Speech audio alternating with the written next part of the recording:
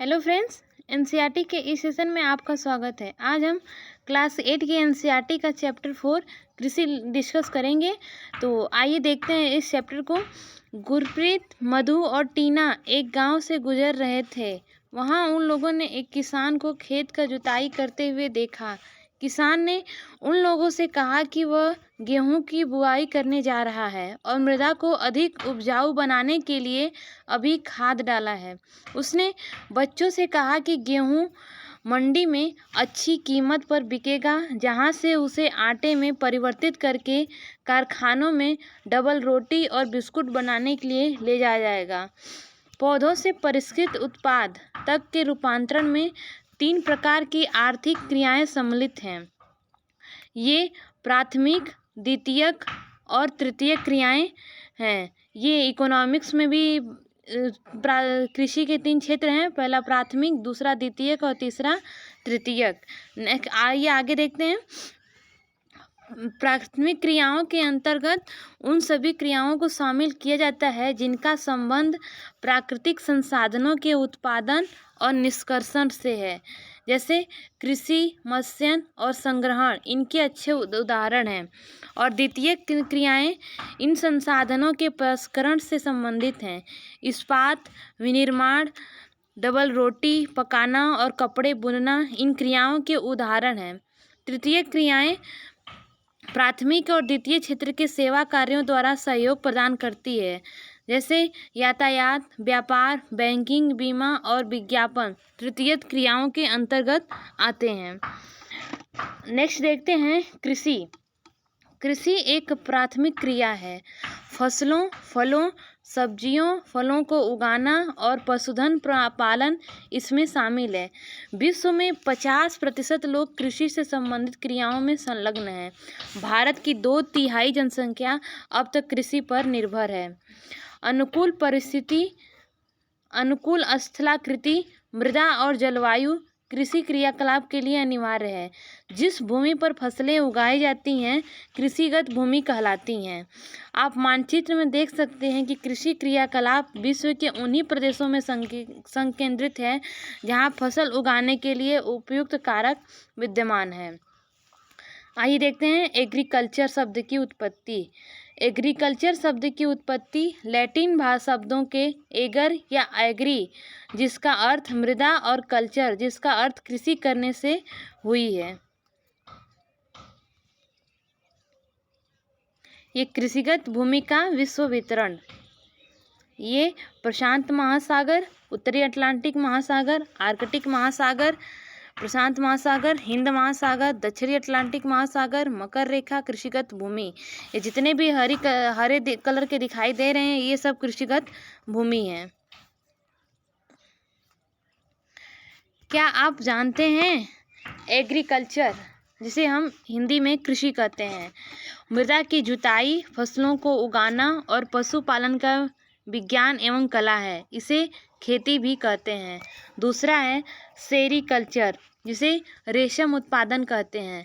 रेशम के कीटों का वाणिज्यिक पालन यह कृषि की आयु में पूरक हो सकता है। तीसरा है पिसीकल्चर, जिसे मत्स्य पालन कहते हैं, विशेष रूप से निर्मित तालाबों और पोखरों में मत्स्य पालन। चौथा है विटीकल्चर, जिसे अंगूरों की खेती का अध्ययन किया जाता है। नेक्स्ट है हॉर्टिकल्चर, उद्यान कृषि, वाणिज्यिक उपयोग के लिए सब्जियों, फूलों और फलों को उगाना इसके अंतर्गत अध्ययन किया जाता है। आइए जानते हैं कृषि तंत्र के बारे में। कृषि या खेती को एक तंत्र के रूप में देखा जा सकता है। इसके महत्वपूर्ण निवेश बीज, उर्वरक, मशीनरी और श्रमिक हैं। जुताई, बुआई, सिंचाई, निराई और कटाई इसकी कुछ संक्रियाएं हैं। इस तंत्र के निर्गतों के अंतर्गत फसल, ऊन, डेयरी और कुक्कुट उत्पाद आते हैं। आइए जानें अब कृषि के प्रकार। विश्व में कृषि विभिन्न तरीकों से की जाती है। भौगोलिक दशाओं, उत्पाद की मांग, श्रम और प्रौद्योगिकी के स्तर के आधार पर कृषि 2 मुख्य प्रकारों में वर्गीकृत की जा सकती है। यह है पहला निर्वाह कृषि और दूसरा वाणिज्यिक कृषि। तो पहले का देखें हम निर्वाह कृषि। इस प्रकार की कृषि कृषक परिवार की आवश्यकताओं को पूरा करने के लिए की जाती है। पारिवारिक रूप से कम उपज प्राप्त करने के लिए निम्न स्तरीय प्रौद्योगिकी और पारिवारिक श्रम का उपयोग किया जाता है। निर्वाह कृषि को पुनः गहन निर्वाह कृषि और आदिम निर्वाह कृषि में वर्गीकृत किया जा सकता है। जैविक कृषि के बारे में जानते हैं। इस प्रकार की कृषि में रासायनिक खादों के स्थान पर जैविक खाद और प्राकृतिक पीड़कनाशी का उपयोग किया जाता है। फसलों का उत्पादन बढ़ाने के लिए कोई आनुवंशिक रूपांतरण नहीं किया जाता है। आइए देखते हैं गहन निर्वाह कृषि। गहन निर्वाह कृषि में किसान एक छोटे भूखंड पर साधारण औजारों और अधिक श्रम से खेती करता है। अधिक धूप वाले दिनों से युक्त जलवायु और उर्वर मृदा वाले खेत में एक वर्ष में एक से अधिक फसलें उगाई जा सकती हैं।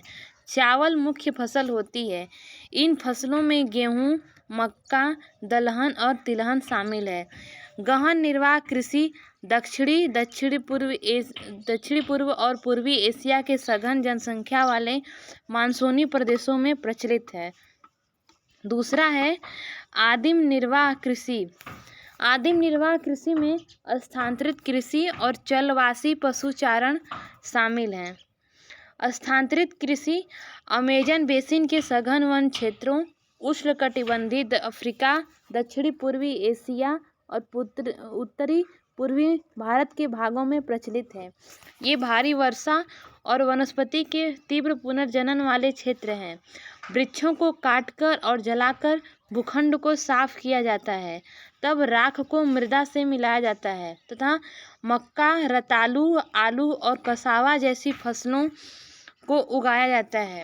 भूमि की उर्वरता की समाप्ति के बाद वह भूमि छोड़ दी जाती है और कृषक नए भूखंड पर चला जाता है। स्थानांतरित कृषि को कर्तन एवं दहन कृषि के रूप में भी जाना जाता है। नेक्स्ट है चलवासी पशुचारण। सहारा के अर्ध शुष्क और शुष्क प्रदेशों में, मध्य एशिया और भारत के कुछ भागों जैसे राजस्थान, जम्मू कश्मीर में प्रचलित है। इस प्रकार की कृषि में पशुचारक अपने पशुओं के साथ चारे और पानी के लिए एक स्थान से दूसरे स्थान पर निश्चित मार्गों से घूमते हैं। इस प्रकार की गतिविधि जलवायुक बाधाओं और भूभाग की प्रतिक्रिया स्वरूप उत्पन्न होती है।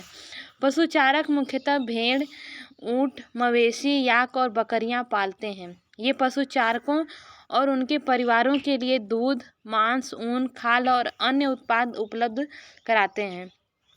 क्या आप जानते हैं स्थानांतरित कृषि विश्व के विभिन्न भागों में नामों से जानी जाती है। भारत में ये झूमिंग कृषि के नाम से जानी जाती है, जिसे उत्तर पूर्वी भारत में उगाया जाता है। मिल्पा, इसको मैक्सिको में, रोका ब्राज़ील में, लदांग मलेशिया में। नेक्स्ट है वाणिज्यिक कृषि। वाणिज्यिक कृषि में फसल उत्पादन और पशुपालन बाजार में विक्रय हेतु किया जाता है। इसमें विस्तृत कृषि क्षेत्र और अधिक पूंजी का उपयोग किया जाता है। अधिकांश कार्य मशीनों के द्वारा किया जाता है। वाणिज्यिक कृषि में वाणिज्यिक अनाज कृषि, मिश्रित कृषि और रोपण कृषि शामिल है। नेक्स्ट है वाणिज्यिक अनाज कृषि। वाणिज्यिक अनाज कृषि में फसलें वाणिज्यिक उद्देश्य से उगाई जाती हैं। गेहूं और मक्का सामान्य रूप से उगाई जाने वाली फसलें हैं। उत्तरी अमेरिका, यूरोप और एशिया के शीतोष्ण घास के मैदान वाणिज्यिक अनाज कृषि के मुख्य केंद्र हैं। ये क्षेत्र सैकड़ों हेक्टेयर के बड़े फार्मों से युक्त विरल आबादी वाले हैं। अत्यधिक ठंड वर्धन काल को बाधित करती है और ये केवल एक ही फसल उगाई जा सकती है। नेक्स्ट है मिश्रित कृषि। मिश्रित कृषि में भूमि का उपयोग भोजन व चारे की फसल उगाने और पशुपालन के लिए किया जाता है। यह यूरोप, पूर्वी संयुक्त राज्य अमेरिका, अर्जेंटीना, दक्षिण पूर्वी ऑस्ट्रेलिया, न्यूजीलैंड और दक्षिणी अफ्रीका में प्रचलित है।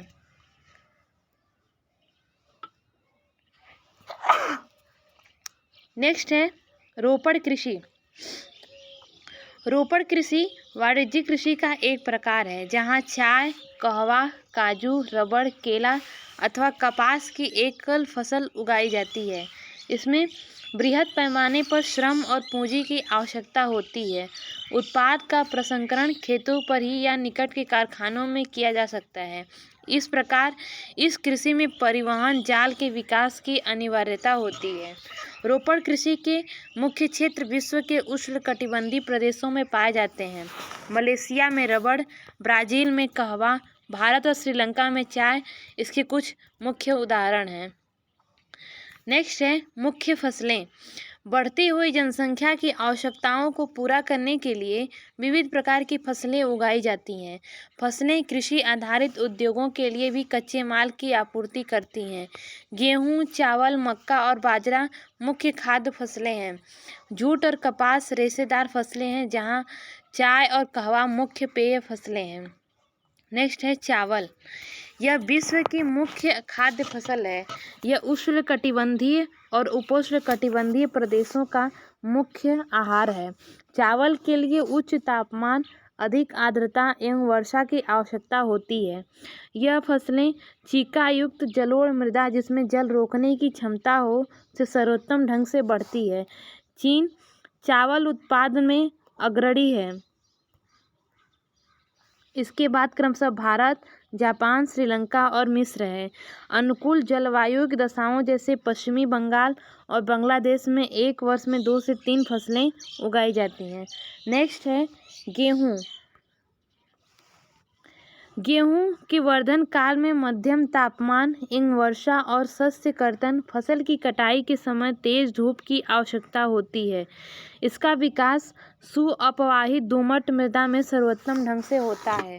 गेहूं संयुक्त राज्य अमेरिका, कनाडा, अर्जेंटीना, रूस, यूक्रेन, ऑस्ट्रेलिया और भारत में विस्तृत रूप से उगाया जाता है। भारत में यह शीत ऋतु में उगाया जाता है। दूसरा है मिलेट। मिलेट ये अनाज ये मोटे अनाज के रूप में भी जाने जाते हैं, जैसे और कम उपजाऊ अथवा बलुई मृदा में उगाई जाती है। ये ऐसी फसलें हैं जिसे कम वर्षा और उच्च से मध्यम तापमान तथा पर्याप्त सूर्य प्रकाश की आवश्यकता होती है। ज्वार, बाजरा और रागी भारत में उगाए जाते हैं। नाइजीरिया, चीन और नाइजर इसके अन्य उत्पादक देश हैं। क्या आप जानते हैं मक्का को कार्न के नाम से भी जाना जाता है। विश्व में इसकी विभिन्न रंग बिरंगी प्रजातियां पाई जाती हैं। नेक्स्ट है मक्का। इसके लिए मध्यम तापमान, वर्षा और अधिक धूप की आवश्यकता होती है। इसे सुअपवाहित उपजाऊ मृदा की आवश्यकता होती है। इस मक्का उत्तर अमेरिका, ब्राज़ील, चीन, रूस, कनाडा, भारत और मैक्सिको में उगाई जाती है। नेक्स्ट है कपास। इसकी वृद्धि के लिए उच्च तापमान, हल्की वर्षा, 200 से 210 माल रहित दिन और तेज चमकीली धूप की आवश्यकता होती है। यह काली और जलोढ़ मृदा में सर्वोत्तम उगती है। चीन, संयुक्त राज्य अमेरिका, भारत, पाकिस्तान, ब्राज़ील और मिस्र कपास के अग्रणी उत्पादक हैं। यह सूती वस्त्र उद्योग के लिए एक महत्वपूर्ण कच्चा माल है। नेक्स्ट है पटसन। इसको सुनहरा रेशा के रूप में भी जाना जाता है। यह जलोढ़ मृदा में अच्छे ढंग से विकसित होता है और इसे उच्च तापमान, भारी वर्षा और आर्द्र जलवायु की आवश्यकता होती है। यह फसल उष्णकटिबंधीय क्षेत्रों में उगाई जाती है। भारत और बांग्लादेश पटसन के अग्रणी उत्पादक हैं। नेक्स्ट है कॉफ़ी। इसके लिए गर्म एवं आर्द्र जलवायु और सुअपवाहित दोमट मृदा की आवश्यकता होती है। इस फसल की वृद्धि के लिए पर्वतीय ढाल अधिक उपयुक्त होती है। ब्राज़ील कॉफ़ी का अग्रणी उत्पादक है। इसके पश्चात कोलंबिया और भारत है। कॉफ़ी के पौधे की खोज किसने की? कॉफ़ी की खोज विश्व में विभिन्न कहानियाँ प्रचलित हैं। लगभग 850 ईस्वी में काल्दी नामक एक अरबवासी जो बकरी चराने वाला था, अपनी बकरियों की अनोखी उछल कूद और हरकतों को देखकर परेशान था। एक दिन उसने भी उस सदाहरित पौधे की कलियों को चखकर देखा। उनमें उसकी बकरियां प्रतिदिन खाया करती थीं। उसके आनंद के भाव का अनुभव करने के बाद अपनी खोज के विषय में संसार को बताया। नेक्स्ट है चाय। बागानों में उगाई जाने वाली एक पेय फसल है। इसकी कोमल पत्तियों की वृद्धि के लिए ठंडी जलवायु और वर्ष भर संवितरित उच्च वर्षा की आवश्यकता होती है। इसके लिए सुअपवाहित दोमट मृदा और मंद ढाल की आवश्यकता होती है। पत्तियों को चुनने के लिए अधिक संख्या में श्रमिकों की आवश्यकता होती है। नेक्स्ट है कृषि का विकास। कृषि विकास का संबंध बढ़ती जनसंख्या की बढ़ती मांग को पूरा करने के लिए कृषि के उत्पादन को बढ़ाने की दिशा में किए जाने वाले प्रयासों से है। यह कई तरीकों से प्राप्त किया जा सकता है, जैसे बोए गए क्षेत्र में विस्तार करके, बोई जाने वाली फसलों की संख्या बढ़ाकर, सिंचाई सुविधाओं में सुधार करके, उर्वरकों और उच्च उपज देने वाले बीजों के प्रयोग द्वारा। कृषि का मशीनीकरण भी कृषि के विकास का अन्य पहलू है। कृषि के विकास का चरम लक्ष्य खाद्य सुरक्षा को बढ़ाना है। कृषि का विकास विश्व के विभिन्न भागों में विभिन्न गतियों से हुआ है। अधिक जनसंख्या वाले विकासशील देश अधिकतर गहन कृषि करते हैं, जहाँ छोटी जोतों पर सामान्यतः जीवोपार्जन के लिए फसलें उगाई जाती हैं। बड़ी जोतें वाणिज्यिक कृषि के लिए अधिक उपयुक्त होती हैं, जैसे संयुक्त राज्य अमेरिका, कनाडा और ऑस्ट्रेलिया में। आओ हम दो फॉर्मों, एक भारत और दूसरे संयुक्त राज्य अमेरिका के वस्तु स्थिति अध्ययनों की सहायता से विकासशील और विकसित देशों की कृषि के विषय में जानें। क्या आप जानते हैं, खाद्य सुरक्षा तभी बनी रहती जब सभी व्यक्तियों की क्रियाशील और स्वस्थ जीवन जीने के लिए आहार की आवश्यकता और प्राथमिकता के आधार पर हर समय पर्याप्त, सुरक्षित और पौष्टिक खाद्य पदार्थ की सुविधा उपलब्ध हो। आइए देखें अब भारत का एक फॉर्म। उत्तर प्रदेश के गाजीपुर जिले में आदिलाबाद एक छोटा सा गांव है। मुन्ना लाल इस गांव का एक छोटा किसान है, जिसके पास लगभग 1.5 हेक्टेयर का एक फार्म है। इसका आवास मुख्य गांव में है। वह अधिक उपज देने वाली बीजों को बाजार से वर्षों के एकांतर पर खरीदता है। उसकी भूमि उर्वर है और वह वर्ष में कम से कम 2 फसलें समांतर गेहूं या चावल और दालें उगाता है। किसान अपने मित्रों और बुजुर्गों के साथ साथ सरकारी कृषि अधिकारियों से कृषि कार्यों के संबंध में सलाह लेता है। वह अपने खेत की जुताई के लिए भाड़े पर ट्रैक्टर लेता है। यद्यपि उसके कुछ मित्र अभी भी बैलों से खेतों को जोतने की परंपरागत विधि का प्रयोग करते हैं। समीप के खेत में एक नलकूप है, जिसे वह अपने खेत की सिंचाई के लिए भाड़े पर लेता है। मुन्ना लाल के पास 2 भैंस और कुछ मुर्गियां भी हैं। वह निकट के शहर में स्थित सहकारी भंडार में दूध बेचता है। वह वहां का एक सदस्य है। सहकारी समिति उसके जानवरों के लिए चारे के प्रकार, पशुधन के स्वास्थ्य के सुरक्षात्मक उपायों और कृत्रिम गर्भाधान के समय में भी सलाह देते हैं। कृषि के विविध प्रकारों में परिवार के सभी सदस्य उसकी सहायता करते हैं। कभी कभी वह बैंक या कृषि सहकारी समिति से बीजों की उच्च उपज वाली किस्मों और औजारों को खरीदने के लिए ऋण लेता है। वह अपने उत्पाद को निकट के शहर में स्थित मंडी में बेचता है। अधिकांश किसानों के पास भंडारण सुविधाओं की सुविधा कमी होती है, इसलिए वे बाजार के अनुकूल न होने पर भी अपने उत्पादों को बेचने के लिए विवश होते हैं। हाल के वर्षों में सरकार ने भंडारण की सुविधाओं के विकास के लिए कुछ कदम उठाए हैं। ये है भारत के खेत। नेक्स्ट है संयुक्त राज्य अमेरिका का एक फार्म। संयुक्त राज्य अमेरिका का एक फार्म औसत आकार भारतीय फार्म की तुलना में बहुत बड़ा होता है। संयुक्त राज्य अमेरिका में एक प्रारूपिक फार्म का आकार 250 हेक्टेयर होता है। किसान सामान्यतः फार्म में रहता है। मक्का, सोयाबीन, गेहूं और चुकंदर यहाँ उगाए जाने वाली कुछ महत्वपूर्ण फसलें हैं। संयुक्त राज्य अमेरिका के मध्य पश्चिम में स्थित आयोवा राज्य के एक किसान, जो होरन के पास 300 हेक्टेयर भूमि है, वह अपने खेत में मक्का तब उगाता है जब वह आश्वस्त हो कि मृदा और जल संसाधन इस फसल की आवश्यकता को पूरा कर देंगे। फसल को नुकसान पहुंचाने वाले पीड़कों पर नियंत्रण के लिए पर्याप्त उपाय किए जाते हैं। समय समय पर वह मृदा के नमूनों को मृदा परीक्षण प्रयोगशाला में जांच के लिए भेजता है कि उसमें पर्याप्त पोषक है या नहीं।